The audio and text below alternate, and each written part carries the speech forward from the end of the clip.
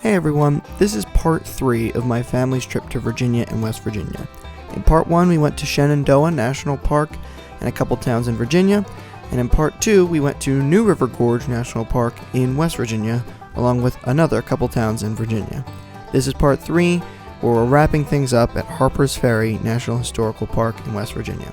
So let's get right into it. We stopped at Harpers Ferry on our way home from New River Gorge National Park in West Virginia. But it was so cool and so unique that I thought it deserved its own little video. So this is the lower town. This is the main part of Harpers Ferry. This is what you picture when you think of Harpers Ferry. And parking is limited, so you actually have to take a shuttle down or just wait for a parking spot. Part of it is run by the National Park Service, and part of it is just a cool West Virginia town. The part you're seeing now, this street specifically, is run by the National Park Service, and it's set up to be a replica of what it was like during Civil War times. The first thing we did is we stopped at the gift store so that I could get a passport stamp. This is a doll making kit. This is also basket weaving. I would be more inclined to weave a basket for $12.95.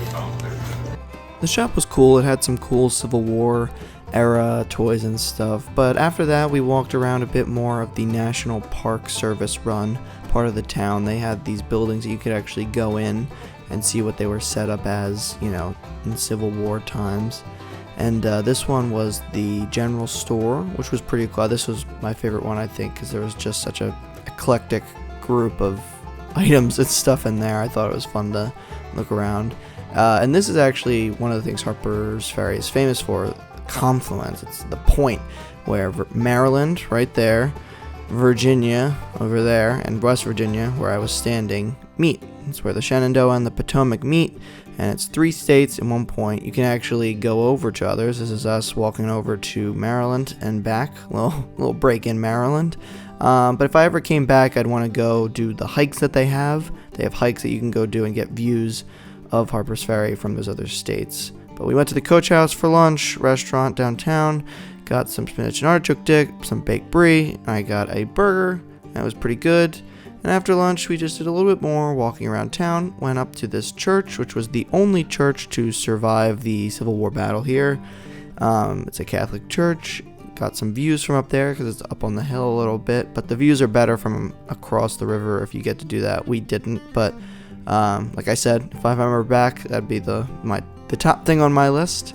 And then we went to the more commercial part of town, the privately owned stuff. Went in this cool candy shop that had, you know, homemade candies from different eras, and they were very kind to teach us about, you know, candy history and stuff. Very niche little, almost museum, but it was actually a store.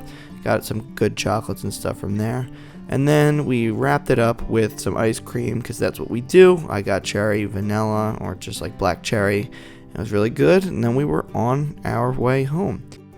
So, Harpers Ferry, I think it's totally worth a stop if you're in the area. Maybe you're coming to one of the national parks or going. Or if you live in the DC area, it's honestly not even that far. Even Philly, you know, it's only a couple hours, not that far from Penn State where I go to school. I was here for a couple hours. I think that's not quite enough. I think a full day would be good. But yeah, that's going to do it for this video and this whole trip. Thanks for following along, and I'll see all you guys in the next video.